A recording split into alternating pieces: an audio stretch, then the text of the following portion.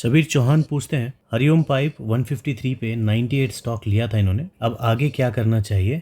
Obviously क्योंकि गिरावट हो रही है। आशीष को आईआईएफएल फाइनेंस पे एनालिसिस चाहिए, दत्ता पाटिल को पॉलीप्लेक्स पे, अनिकेत को डिलीवरी वीआईपी और जॉनसन कंट्रोल्स हिताची पे वीडियो चाहिए। तो इन सब को हम लोग इस वीडियो में एक ही वीडियो में डिस्कस कर लेते हैं। अब देखिए, हरिओम पाइप से शुरुआत करते हैं और इसमें जो मैं बताने वाला हूँ ये उनके लिए भी इम्पोर्टेंट है जिसके पास इसकी होल्डिंग है, ये उनके लिए भी इम्पोर्टेंट है जो स्टॉक मार्केट को सीखना चाहते हैं। ठीक है, स्टॉक मार्केट एक दो इंडिकेटर से नहीं बनता है। ठीक है, स्टॉक मार्केट प्राइस एक्शन से भी नहीं बनता है। स्टॉक मार्केट आपके एक्सपीरियंस से बनता है। आपको जितना ज़्यादा एक्सपीरियंस होगा ना, वो छोटी छोटी बातें आपको बहुत सारे पैसे बचा के देगी, बहुत सारे पैसे बना के देगी। तो वैसा ही कुछ हरिओम पाइप्स में अभी हो रहा है। देखिए, ये ऑब्वियस सी बात है, यहाँ पे कहीं पे भी किसी ने भी इसको लिया होगा तो उनके प्रॉफिट्स जो है मोर देन 50% आराम से होंगे। और जब 50% से ज़्यादा का प्रॉफिट हो तो खास करके जो नए इन्वेस्टर होते हैं और जो 2-3 साल वाले एक्सपीरियंस वाले इन्वेस्टर होते हैं,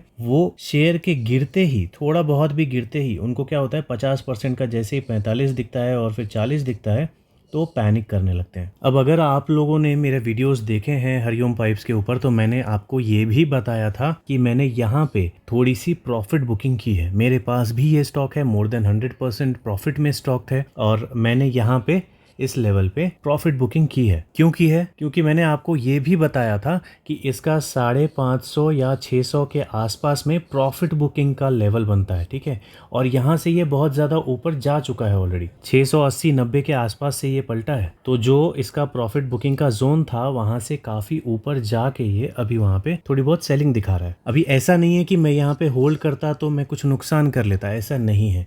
मैंने सिर्फ प्रॉफिट बुकिंग इसलिए की क्योंकि मैंने कई सालों से कुछ भी बुक किया नहीं है, सब मैं होल्ड ही कर रहा हूँ। ओके, तो एक छोटी सी बुकिंग मैंने यहाँ पे की है। अभी भी मेरे पास हरिओम पाइप के स्टॉक्स रखे हुए हैं, लेकिन कुछ क्वांटिटीज़ मैंने यहाँ पे बुक कर ली, बेच दी। अभी मेरा प्लान क्या है मैं वो बताता हूँ, फिर उसके बाद मैं आपको बताऊँगा कि ये गिर क्यों रहा है, इसमें क्या क्या रीज़न्स हो सकते हैं। पहला रीज़न तो मैंने आपको बता दिया कि ये यहाँ पे प्रॉफिट बुकिंग लेवल था, इसीलिए ये गिर रहा है। तो ऐसा नहीं है कि आपको कंटिन्यूसली बहुत ज़्यादा गिरता हुआ दिखेगा, ऐसा नहीं है।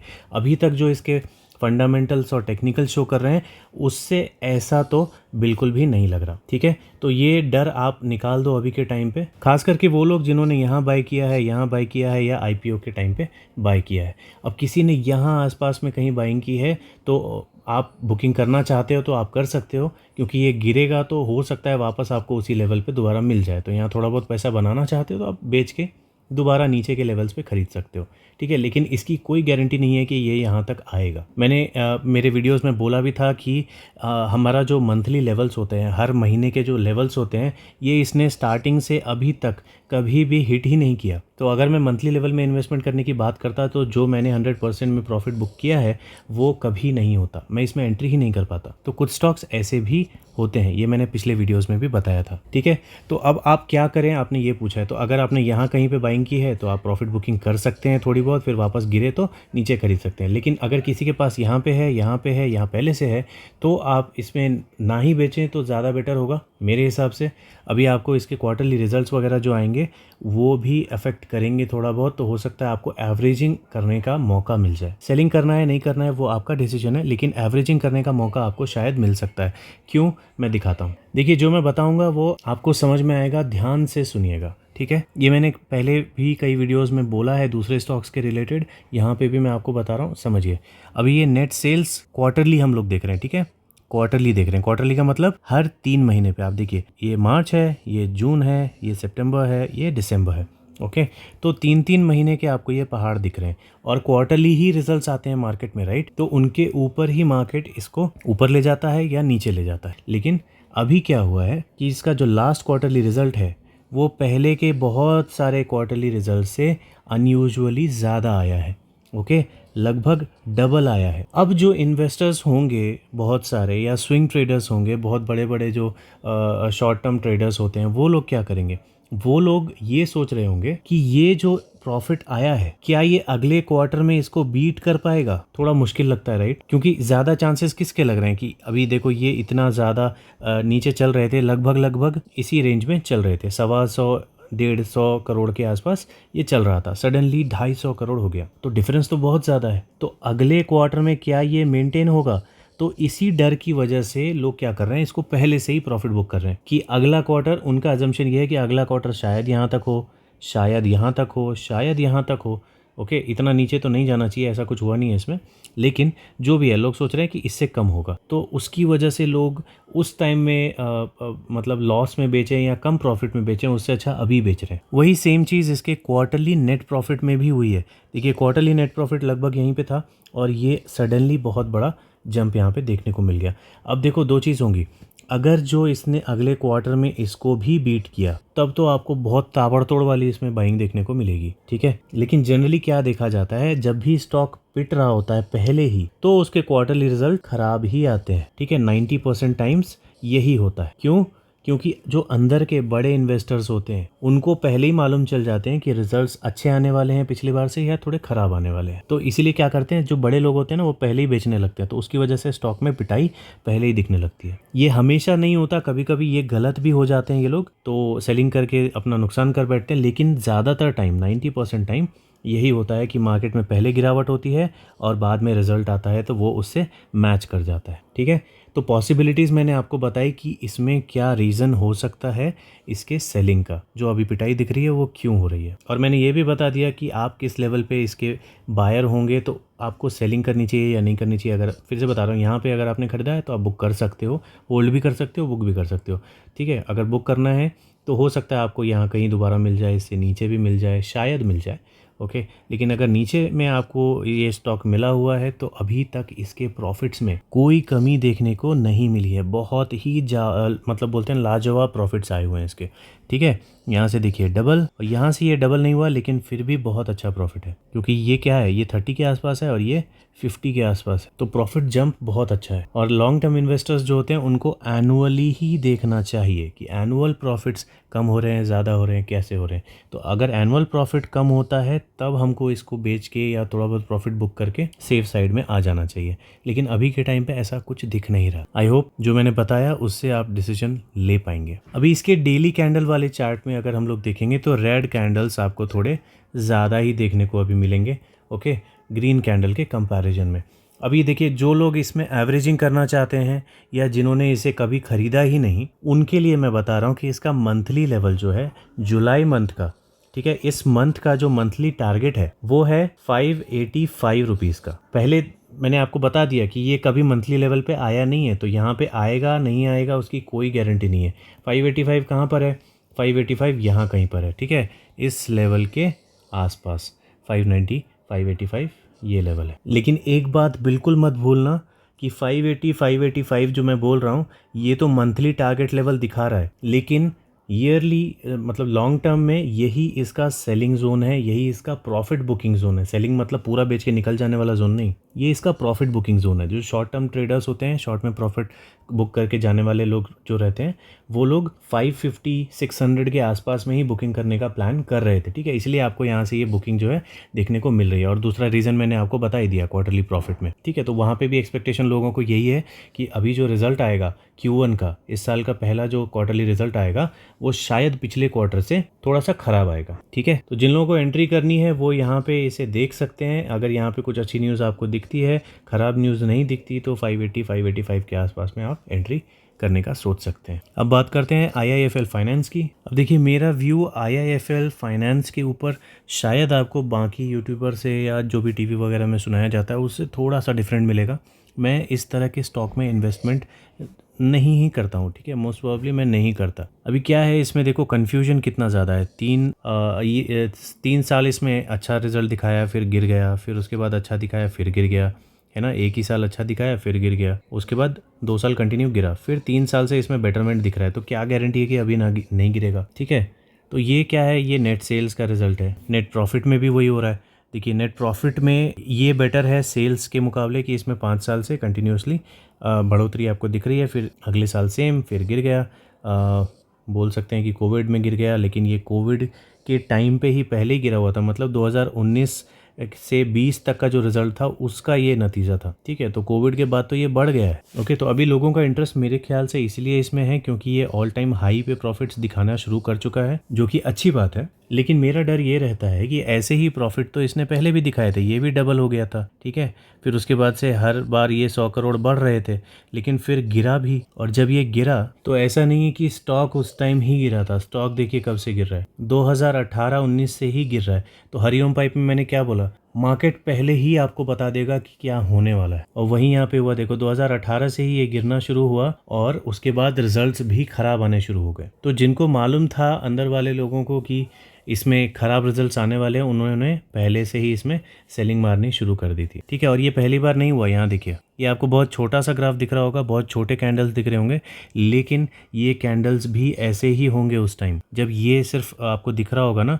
तो ये उस टाइम में बड़े बड़े ही होंगे। ये आपको लग रहा होगा बहुत छोटा सा फॉल है, लेकिन ये देखिए टॉप से बॉटम तक जहाँ तक ये गिरा वो फॉल कितना है, 90.87%। लोगों की लंका लग जाएगी इतना अगर फॉल आ गया तो। और किसी ने बाई चांस यहाँ पूरे पैसे लगा दिए ना, तो मरने की नौबत आ जाती है लोगों की, ठीक है। तो अगर इस तरह का सिचुएशन पहले भी इसमें हुआ है तो क्यों हुआ है आप चेक कर लो, लेकिन मुझे उससे मतलब नहीं रहता है। मैं पर्सनली अपना तरीका बता रहा हूँ, मैं इस तरह के स्टॉक में एंट्री लेता ही नहीं।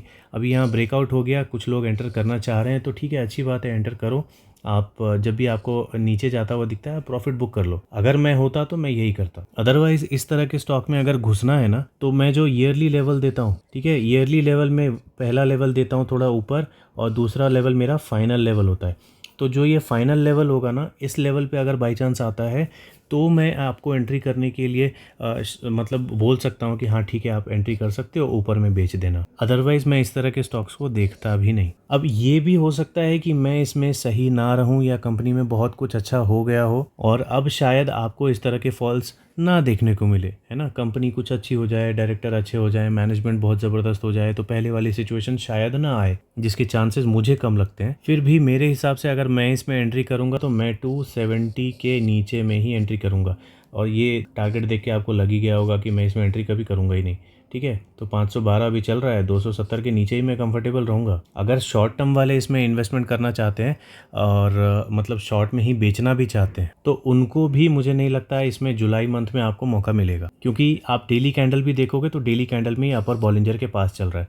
तो बॉस IIFL से अभी फ़िलहाल दूर रहना। अगर आप होल्ड करके चल रहे हो तब तो बहुत अच्छा है, ठीक है। अगर आप होल्ड करके चल रहे हो तो मैं एज्यूम कर रहा हूँ कि आपने यहाँ कहीं ना कहीं लिया होगा और आप प्रॉफिट में होंगे। तो जब प्रॉफिट में हैं तो अच्छे स्टॉक को बेचना नहीं है, मतलब अच्छा परफॉर्म करने वाले स्टॉक को बेचना नहीं है, खास करके इस तरह के मार्केट में। देखो मार्केट जब गिर रहा था, सारे अच्छे बुरे सब स्टॉक्स गिर रहे थे, उस टाइम में लोग खरीदने में डर रहे थे। अब लोगों को प्रॉफिट्स आने के चांसेस दिखने लगे हैं, बुल रन का कंफर्मेशन आ रहा है मार्केट से, तो आप बेचने के बारे में मत सोचना। बेचना तभी जब मार्केट में कुछ फ्रॉड हो, रिजल्ट्स बहुत ख़राब हो, या फिर आपको इंडिकेटर बड़े बड़े रेड कैंडल्स दिखा रहा हो, ठीक है। तो जब ये मूविंग एवरेज, ये देखिए मूविंग एवरेज को भी कितना अच्छा ये रिस्पेक्ट दे रहा है। तो मूविंग एवरेज के साथ साथ ये चल रहा है, थोड़ा बहुत गिरता है मूविंग एवरेज से, फिर वापस ऊपर चले जाता है।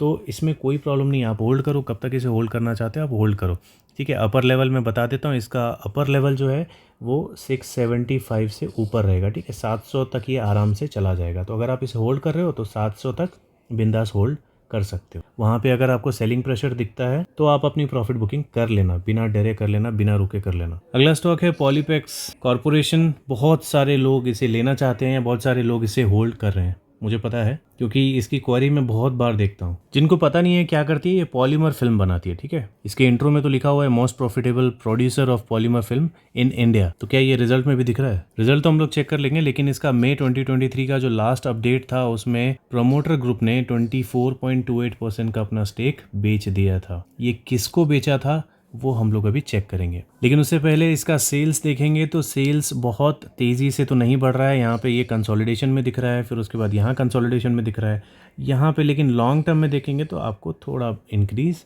दिख रहा है, बढ़ता हुआ दिख रहा है। लेकिन नेट प्रॉफिट में भैया बिल्कुल बेकार हो रखा है, ठीक है। ये बिल्कुल कूदम कूद मचा रखा है, ठीक है। तो इतना कूदने फांदने वाला जो स्टॉक होता है ना भाई, थोड़ा कंफ्यूज बहुत ही ज़्यादा करता है। और सबसे मेन चीज़, इसका जो अभी का रिजल्ट है भाई बहुत ख़राब है, ठीक है। तो चांसेस है कि अगला रिज़ल्ट इसका शायद बेटर आ जाए, अगले साल का आई मीन।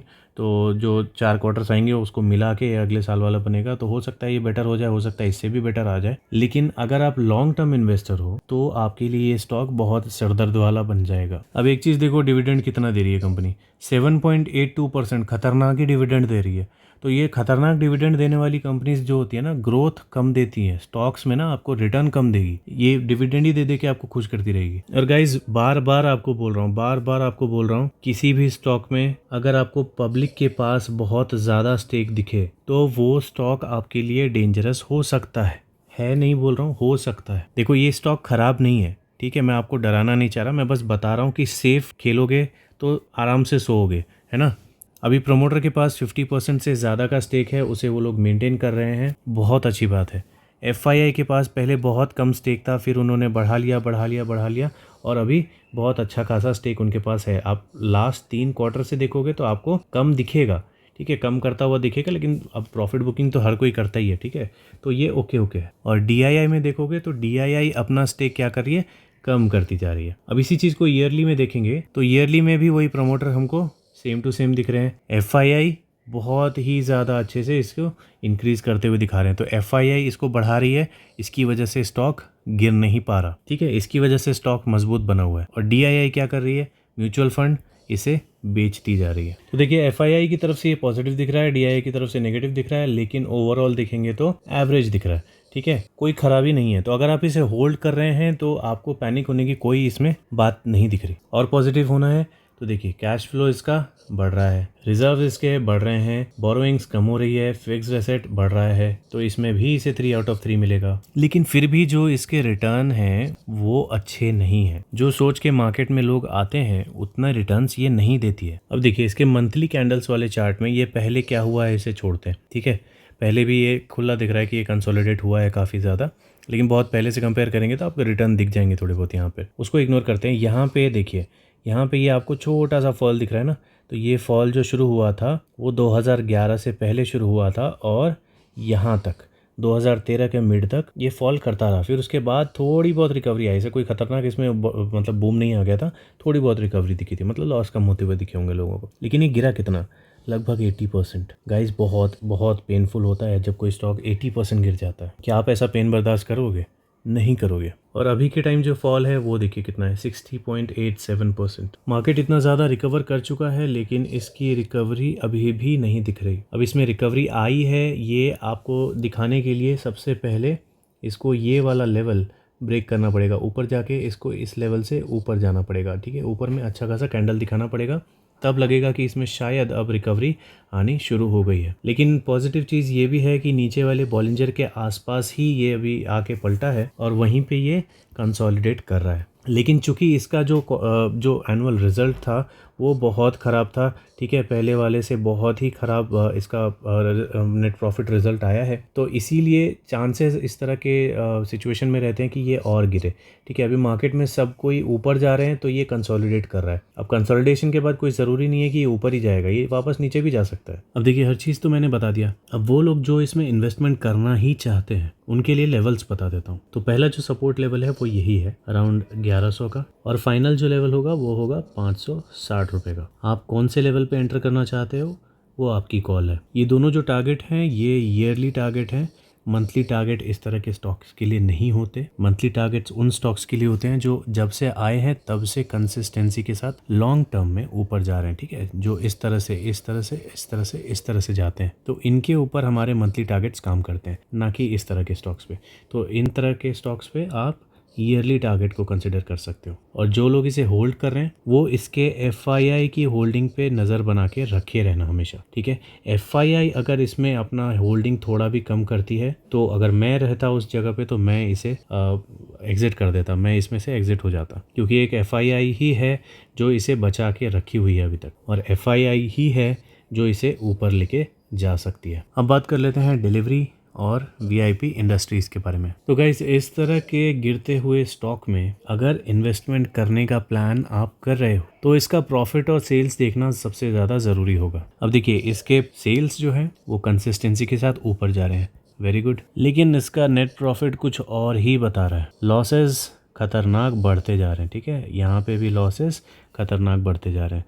बिल्कुल यहीं पे एग्जिट हो जाओ, इसके और कुछ फंडामेंटल दिखने की ज़रूरत नहीं है, यहीं पे एग्जिट हो जाओ, ठीक है। इस स्टॉक से दूर रहना है। अब जिनके पास होल्डिंग है उनकी तो जयराम जी की हो गई होगी अभी तक। इनफैक्ट अभी स्टॉक जितना गिरना था गिर के अभी थोड़ा बहुत रिकवरी दिखा रहा है। अगर आप लॉस में नहीं हो तब तो आप इसे देखो। अब ये यहाँ से थोड़ा भी नीचे जाता हुआ दिखा, अपने लोअर बॉटम्स को अगर ब्रेक करता हुआ दिखा तो इमीडिएटली एग्जिट करना ही मेरे हिसाब से सही होगा। अब देखो गाइज, इसके शेयर होल्डिंग पैटर्न अगर चेक करोगे ना तो इसमें DII बहुत ही पॉजिटिव दिखेगी आपको।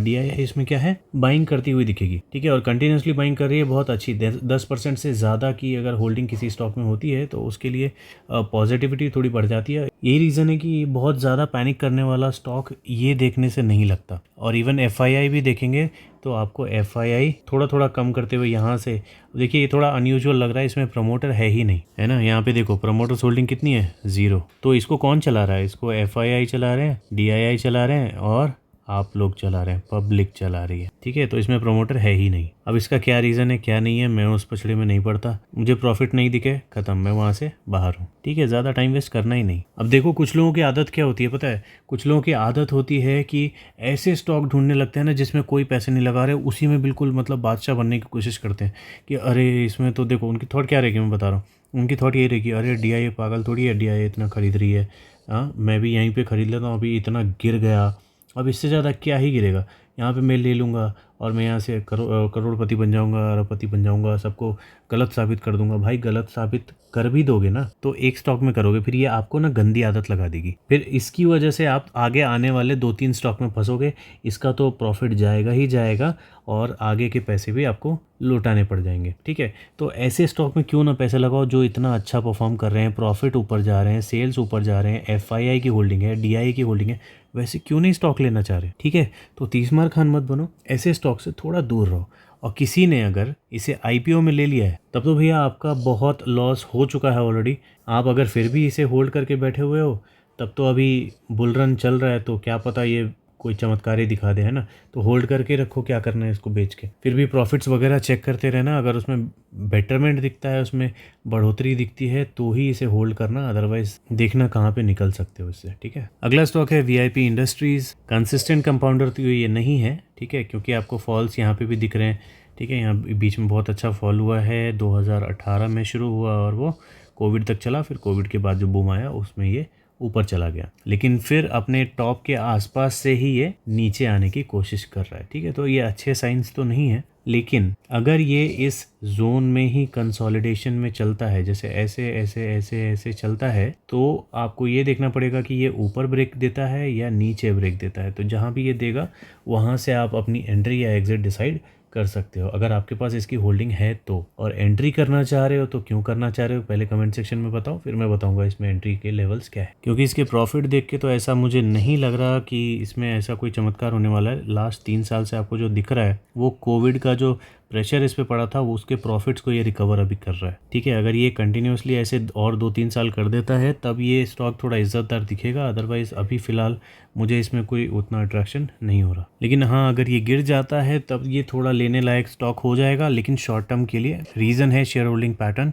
यहाँ पे FII और DII की होल्डिंग अगर आप देखेंगे तो वो पब्लिक से ज़्यादा है, जो कि एक पॉजिटिव बात होती है बिगिनर्स के लिए भी और जो long term investor, already experience जो इन्वेस्टर है उनके लिए। तो होल्डिंग आप देखेंगे तो होल्डिंग बहुत अच्छी है, ठीक है। DII के पास तो बहुत अच्छी है ही, FII भी इसमें थोड़ी बहुत होल्डिंग बढ़ाते हुए दिख रहे हैं। खैर पहले तो उनके पास और ज़्यादा था, लेकिन जो भी है कम करके उन्होंने अच्छी खासी रिकवरी इसमें दिखाई है, तो मतलब कॉन्फिडेंस इसमें बढ़ा हुआ है। तो अगर मैं इसमें एंट्री करता तो मैं थोड़ा नीचे में ही करने की कोशिश करता, लेकिन अगर मुझे एंट्री नहीं मिलती है मुझे कोई दुख नहीं होगा, मैं इसे इग्नोर कर दूंगा। अगला स्टॉक है जॉनसन कंट्रोल हिताची। यहाँ पे ROC देख लो, यहाँ ROE देख लो, आपको आपका आंसर मिल जाएगा कि इसमें एंटर करना है या नहीं, ठीक है।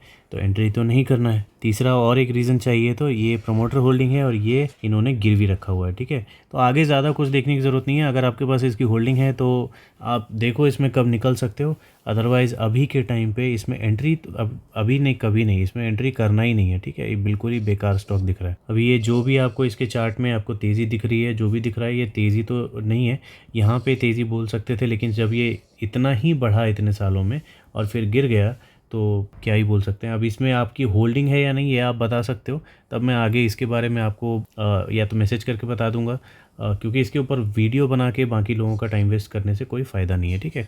तो इसमें कंप्लीट नो है मेरा, और इस वीडियो का लास्ट स्टॉक था ये। तो और कोई स्टॉक अगर आप चाहते हो कि मैं उसके ऊपर रिव्यू करूं, तो आप कमेंट सेक्शन में लिख सकते हो, टेलीग्राम में लिख सकते हो, मैं उनके ऊपर वीडियोस बना दूंगा। तो इस वीडियो में इतना ही, मिलते हैं अगली वीडियो।